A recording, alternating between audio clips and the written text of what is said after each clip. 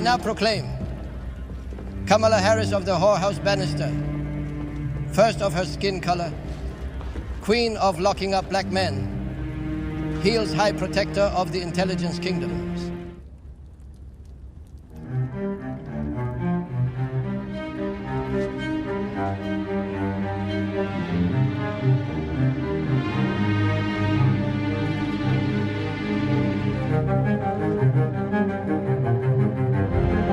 Long may she reign. Long may she reign.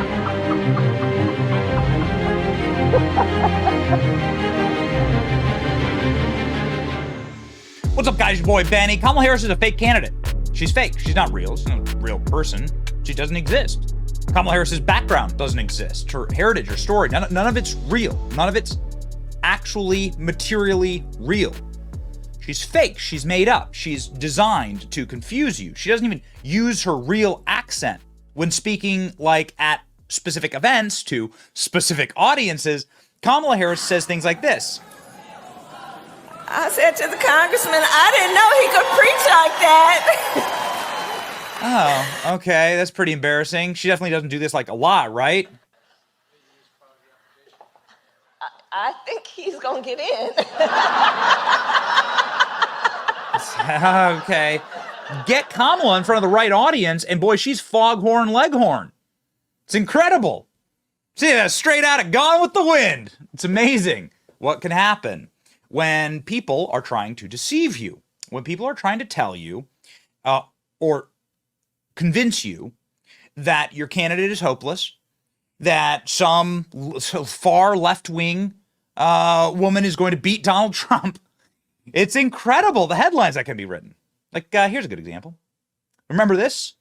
This is the poll heading into the eve of the 2016 election.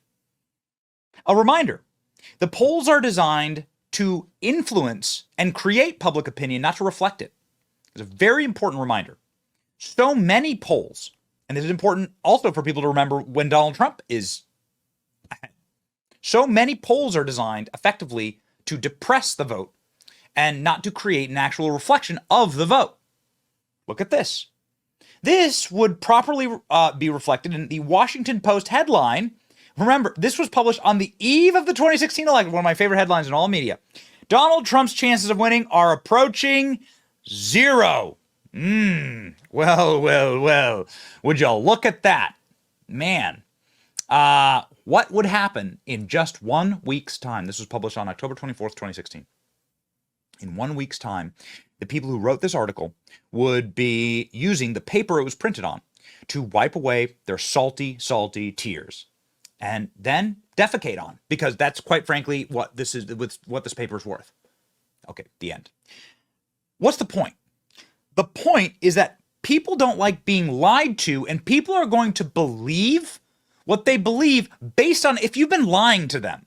The reason why Hillary Clinton's poll numbers did not reflect public sentiment is because she's a liar. Kamala Harris also, likewise, is a liar in what is arguably far worse than deleting your emails, all right? It's deleting your votes. This is something the Democrat Party has become quite good at. Deleting your votes, meaning nobody voted for Kamala Harris. Yet Kamala Harris is the Democrat nominee for president. Now, how is she the nominee for president? Well, because she's been lying to us. In this specific interview, Kamala Harris was asked by the corporate media CBS News interviewer, hey, if Joe Biden were to drop out, who would be the Democrat nominee? Listen to her answer. That there would be a free-for-all for who would run as president. Because Joe Biden is very much alive and running for re-election. Joe Biden's very much alive. Hey, Benny, how's your wife doing? She's very much alive, and she's here with us. Like, wouldn't you call the cops if that was my answer? Yeah, okay. Call the cops on Kamala. Oh, Kamala is the cop. Got it. America is a nation look at these that can be videos. defined in a single word. Look at. I was in the foothills of the Himalayas with. You know the quote, okay? So I'm going to quiet the video. Now just watch Kamala. You know what Joe Biden's going to. Joe Biden's untranscribable English. Kamala Harris. Look at her face. She knows. She knows. And you know what's amazing is that the voters know too, right? Voters aren't as dumb as they think they are inside of the Democrat Party.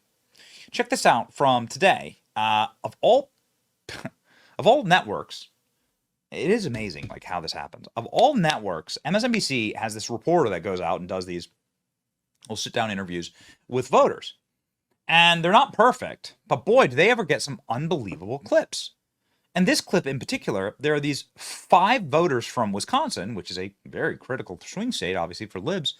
And these 5 voters are saying, hey, Kamala Harris is complicit in the greatest cover-up in American history, probably the biggest scandal in American history.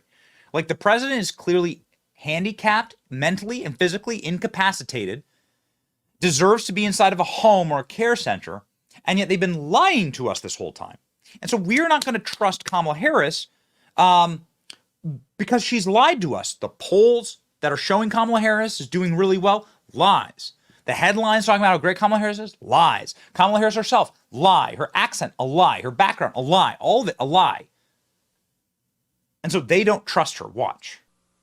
Who do you blame for President Biden being in office in this condition? Who deserves the blame? His close staff. They work with him every day. So I think that's what also makes me nervous about the Vice President Harris. Yeah. Talk about that a bit.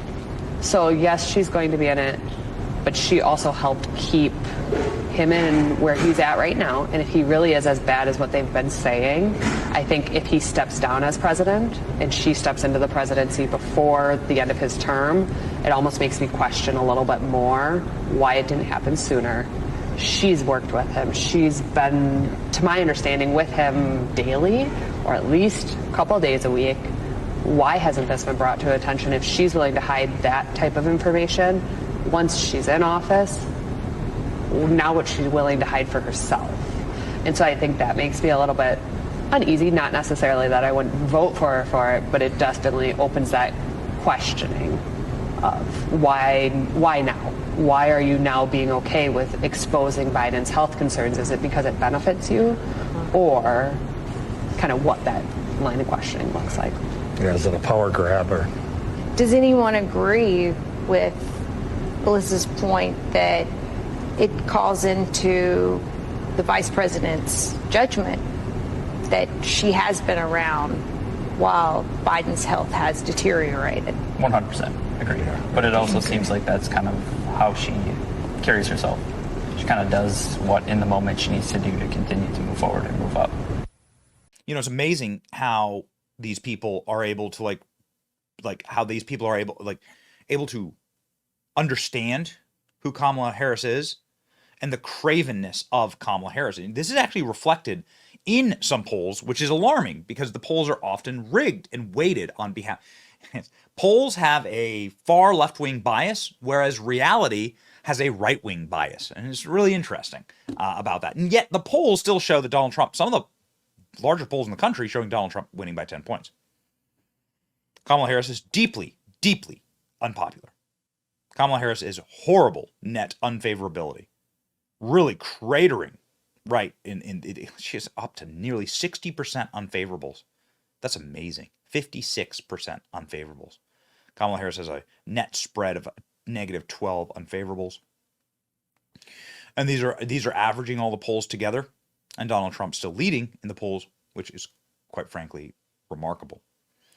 For young voters, it gets much worse. Donald Trump has a plus 20 points on Kamala Harris with young voters.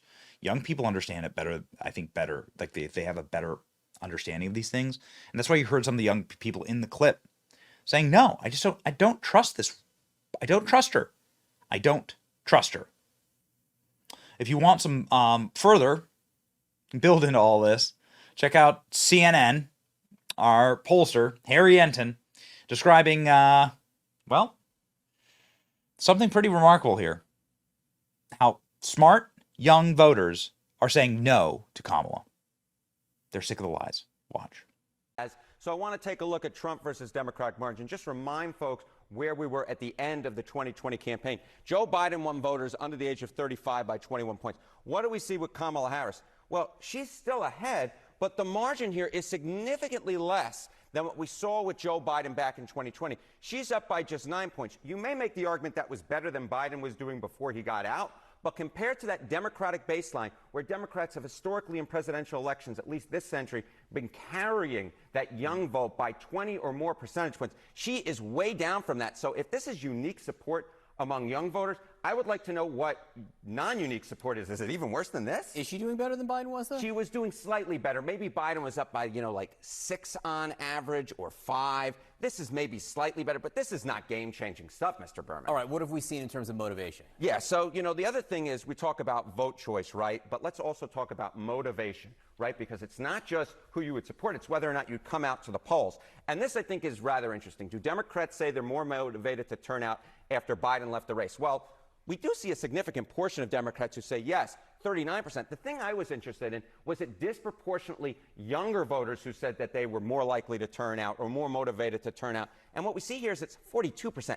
Not a big difference between 42 and 39%. So this idea, again, that the vice president has unique potential to dig in and get young voters to turn out, John, it's just not there in the numbers despite all the internet memes that are going around. At least not yet. And one of the issues has been, Harry, this trend, which I think you were among the first to point out. Young voters have changed or say they are changing in a relatively short period of time. Yeah, oftentimes it's difficult to go against the grain. Kamala Harris may be fighting uphill. So I want to look at party identification again. Voters under the age of 35. Go back to 2020. This is the Pew Research study. This is one of the best studies that we have. And look at that. 56% of young voters said that, in fact, they were Democrats. They identified as Democrat or lean Democratic. You look down at 2024, it's 49%. Look at the Republican jump from 39 to 49%. So when we say that Harris is doing worse than Biden, it's not that she's uniquely bad. It's rather she's fighting uphill. She's trying to fight against a wave that is going against the Democrats among young voters. And Harris may be unique in some ways. Maybe she does slightly better than the generic Democrat, but not all that much. Yeah, what this was shaping up to be a generational shift. The question is, was it just about Biden, or was it about his administration? We may find out soon. We may find out soon, but at this particular point, it doesn't look like Harris is going to be able to fight against the grain too much. Harry, thank you very much. Thank you. Okay.